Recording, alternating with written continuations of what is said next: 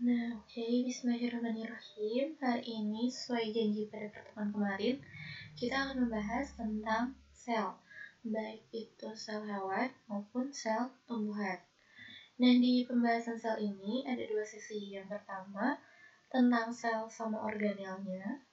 Jadi organel itu kalau kita kan manusia tuh punya organ kayak jantung, hati, paru-paru. Nah, kalau di sel, ternyata sel itu meskipun dia bagian terkecil dari suatu makhluk hidup, sel itu masih punya bagian-bagiannya, yaitu disebut organel. Terus yang sesi 2-nya kita membahas tentang membran sel dan transport. Lanjut kita ke sesi pertama ya, yaitu tentang sel dan organel. Pertanyaannya sama, apa itu sel? Tadi udah dibahas ya sebelumnya kalau sel itu adalah bagian terkecil dari makhluk hidup. Berarti di tangan kita itu ada selnya gitu, terdiri dari sel. Di lidah kita ada selnya, tapi kita nggak bisa lihat karena sel itu sangat kecil. Di mana sel berada? Di seluruh tubuh kita ada sel. Nah, ini gambar ini merupakan contoh sel eritrosit. Jadi kalau misalnya kalian berdarah, terus darah kalian itu dilihat di bawah mikroskop, akan terlihat nampak seperti ini. Ada sel-sel darahnya, sel-sel darah merah. Nah, ini yang gambar yang kedua itu merupakan protozoa, itu juga sel. Yang mana sih organel? Ini nih. Ini kan satu sel, ini satu sel. Nah, di sini ada yang bulat-bulat kecil-kecil, nggak kelihatan, nggak terlalu jelas. Itu adalah organel. Ini sel syaraf. Jadi, sel adalah unit struktural dan fungsional terkecil penyusun suatu makhluk hidup. Maksudnya apa? Struktural. Nah, struktural di sini apa maksudnya? Secara struktur berarti sel itu dari satu orang.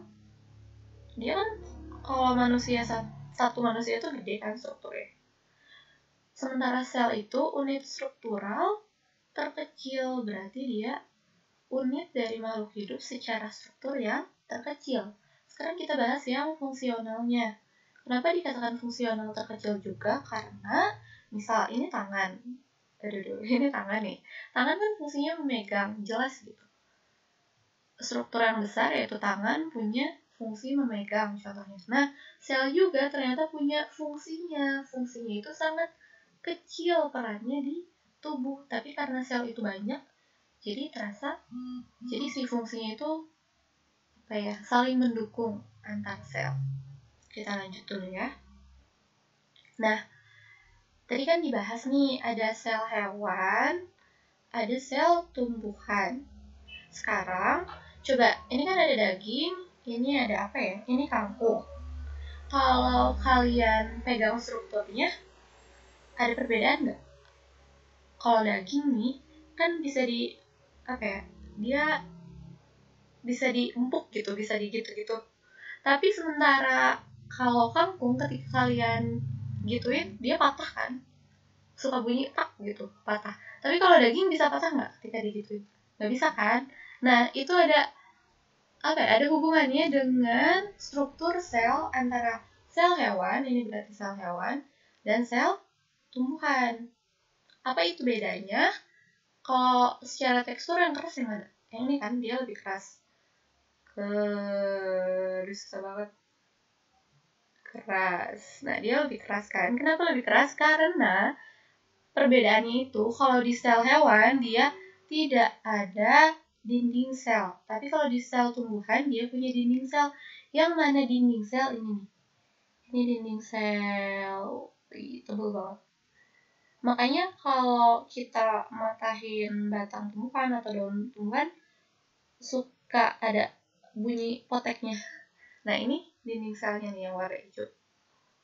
Ini dinding selnya. Sementara kalau sel hewan nggak ada kan, dia langsung bagian luarnya.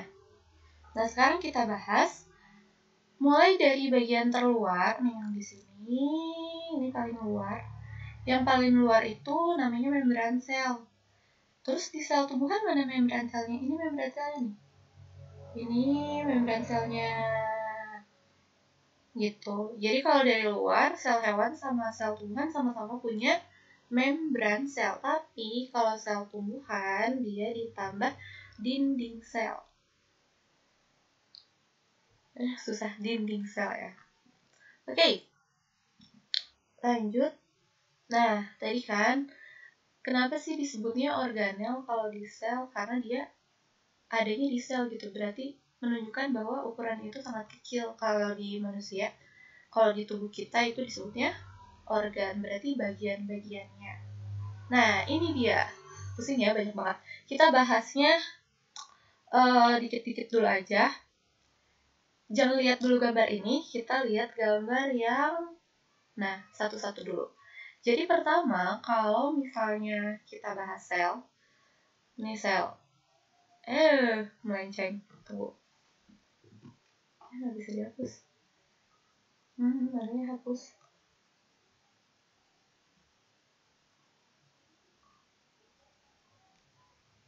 Nah, bukan.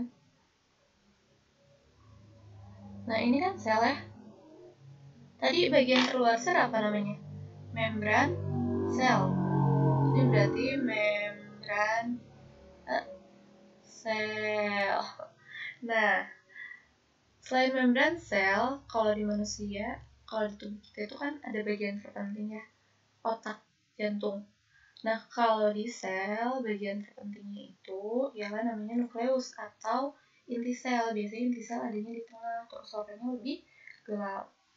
Kita lihat gambar aslinya. Nah, nukleus ini berfungsi sebagai pusat pengatur seluruh aktivitas sel. Berarti sel itu meskipun kecil, dia ada aktivitasnya gitu. Dan aktivitas di dalam sel itu diatur oleh nukleus ini atau inti sel. Di inti sel ini ada DNA atau kode genetik. Terus, inti sel ini atau nukleus fungsinya sebagai tempat penyimpanan sifat-sifat suatu organisme yang dapat diturunkan pada anaknya. Nah, ini nukleus segini. Ini gambarnya. Jadi di sini kan kelihatan ada benang-benangnya. Nah, itu merupakan DNA. Gitu. Next. Lanjut ke organel yang kedua, yaitu ribosom. Ribosom ini strukturnya kecil, terdiri dari rRNA dan protein yang ada di RE dan di sekitar sitoplasma. Fungsinya sebagai tempat berlangsungnya sintesis protein. Nah, ini kalau tadi ini gambar sel, satu sel. Inti sel yang mana? Ini tadi inti sel. Ini inti sel. Ribosom yang mana? Biasanya ribosom itu yang kecil-kecil, yang titik-titik hitam. Ini ribosom. Nah, ribosom itu ada dua jenis. Ada ribosom yang bebas, berenang-renang di sini.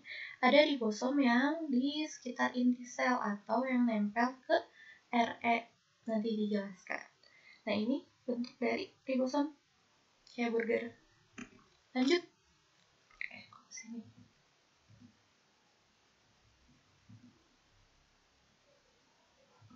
Nah, lanjut ke RE, retikulum endoplasma. Tadi kan udah dibahas.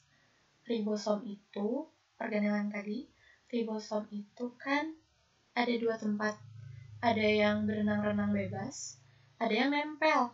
Nah, yang nempel itu dia nempelnya di retikulum endoplasma, di RE. Nah, sehingga RE itu dibagi. Ada yang halus, ada yang kasar. Kalau yang kasar berarti si RE-nya ini ditempeli oleh ribosom.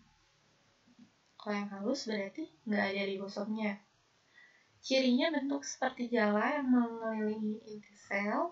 Nih, kalau ini inti sel, ini kan tadi inti sel yang paling gede. Ini kan ada yang warna biru tua. Di sini di sekitar inti sel. Nah, ini adalah RE. RE kasar dikatakan kasar karena terdapat ribosom. Dia berfungsi sebagai pengolahan protein. Kalau RE halus tidak ada ribosom, berarti RE halus di mana ya? Ada nih di sekitar sini nih. Ini kan nggak ada merah-merahnya nih, di sini nggak ada ribosomnya. Berfungsi sebagai pengolahan lemak atau lipid. Kita lanjut. Yang keempat, organelnya badan Golgi.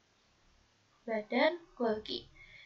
Cirinya bentuk seperti kantung yang bertumpuk-tumpuk. Jadi kalau digambarin dia kayak gini. Kantung gitu bertumpuk-tumpuk. Wah. Nah, kayak gitulah kurang lebih. Kayak gini. Fungsinya modifikasi produk dari RE kasar. Jadi suatu produk yang ada di sel dari RE kasar terus dipindahin ke badan Golgi. Terus sebagai transfer produk.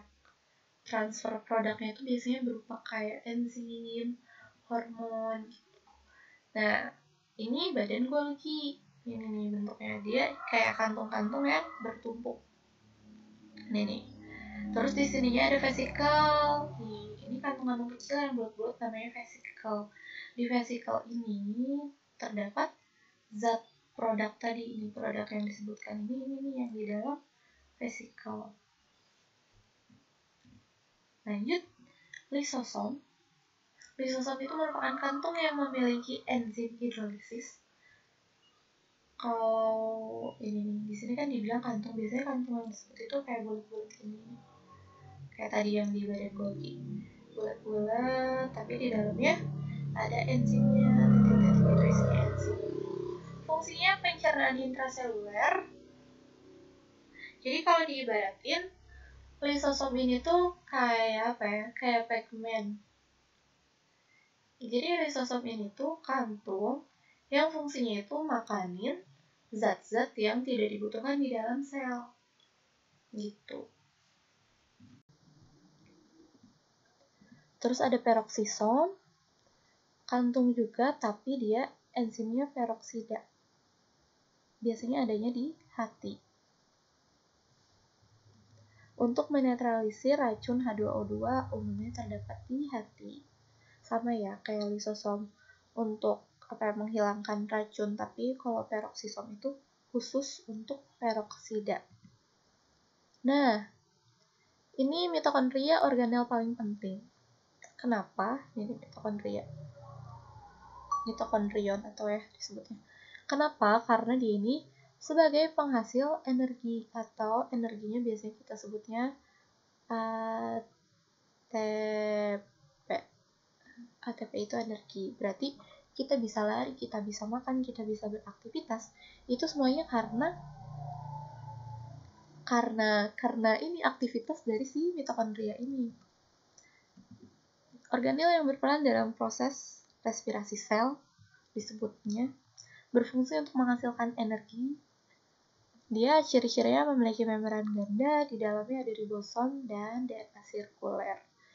Jadi ini mitokondria. Di dalamnya ada produksi ATP atau produksi energi. Ini kalau di dalam sel ini. Ini mitokondria yang kayak sosis di mayones ini. Itu mitokondria. Nah, kalau yang ini, karena dia warnanya hijau-hijau, dia khusus di tumbuhan.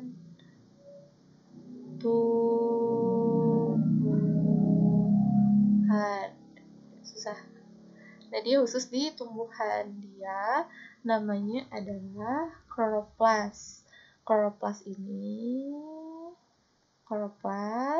fungsinya menyimpan klorofil. Makanya tumbuhan itu warnanya umumnya warnanya hijau karena dia di dalam selnya ada organel yang namanya kloroplas. Berarti kalau di hewan nggak ada kloroplas. Berperan dalam proses fotosintesis, terus fungsinya sama kayak tadi mitokondria untuk menghasilkan energi atau ATP dan memproduksi glukosa. Karena kan fotosintesis ini nanti goalsnya akan menghasilkan glukosa. Coret. Tuh ya. Terus memiliki membran ganda. Di dalamnya ada ribosom dan DNA sirkuler. Ini tambahan aja ya. Nah, terus yang selanjutnya sitoskeleton. Sitoskeleton ini adalah rangka di sel. Jadi kan kalau kita punya rangka nih kayak tulang tangan, tulang pergelangan tangan, terus tulang-tulang jari. Kalau misalnya nggak ada tulangnya nih di jari ini, bakal lembek kan, pasti nggak akan bisa gerak-gerak kayak gini. Nah sama kayak di sel juga ada rangkanya namanya sitoskeleton. Makanya sel itu bisa bentuknya kayak kadang ada yang bulat, kadang tadi kayak sel saraf bentuknya kayak tangan. Itu karena peran dari sitoskeleton ini. Udah, ini mah di skip aja ya. Udah beres. Nah sekarang kita lihat ke gambar yang awal. Mana ya gambar yang awal? Nih, gambar yang awal. Jadi,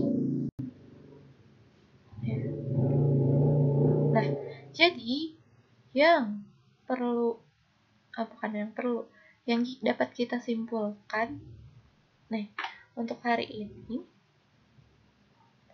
pertama, organel yang penting, ini apa? Nukleus atau inti sel. Terus, hapus lagi ya.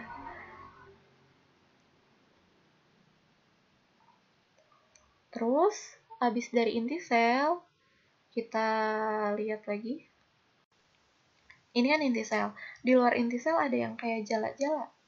Namanya RE atau retikulum endoplasma. RE ini, tadi kan nukleus fungsinya untuk pengatur segala aktivitas sel. RE ini fungsinya untuk pengolahan lipid dan protein. RE ada dua, ada yang halus, ada yang kasar. Kalau yang halus berarti dia tidak ada ribosom. Kalau yang kasar berarti dia ada ribosom. Nah, terus lanjut. Berkaitan dengan ini ya, ribosom. Yang mana ribosom? Ribosom ini nih biasanya nggak terlalu kelihatan. Tapi ribosom biasanya berupa titik-titik gitu di sekitar sini. Ada banyak titik-titiknya. Nah, itu ribosom. Fungsinya sebagai tempat sintesis protein. Ada juga ribosom yang di RE kasar di sini. Lanjut ke habis dari RE kita maju sedikit, ada badan Golgi yang kayak tumpukan-tumpukan tumpukan-tumpukan kantong. Namanya badan Golgi. BD itu badan ya. Badan Golgi. Fungsinya dia sama, pengolahan protein sama lemak. Jadi protein sama lemak yang tadinya dari RE ditransfer nih ke badan Golgi. Lanjut ke mitokondria. Yang ini yang kayak sosis nih. Atau mitokondria namanya. Fungsinya sebagai proses pembentukan ATP atau energi. Lanjut ke yang mana ya? Tadi nih, ini lisosom. Lisosom itu yang tempat fungsinya untuk makanin hal-hal atau zat-zat yang tidak digunakan lagi di sel. Terus lanjut ke nih sitoskeleton yang tadi rangkanya sel. Jadi kenapa sih inti sel bisa di sini? Kenapa RE bisa di sini? Kenapa badan Golgi bisa di sini? Itu karena ada sitoskeleton. Jadi ada penyangganya. Udah, sama tambahan untuk sel tumbuhan, yaitu apa tadi? Kalau di tumbuhan ada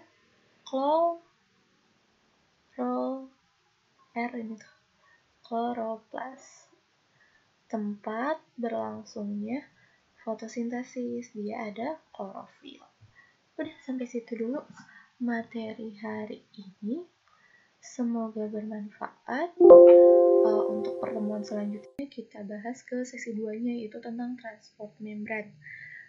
Kalau masih bingung ya, karena emang banyak banget komponennya di materi sel ini, ulangi lagi videonya.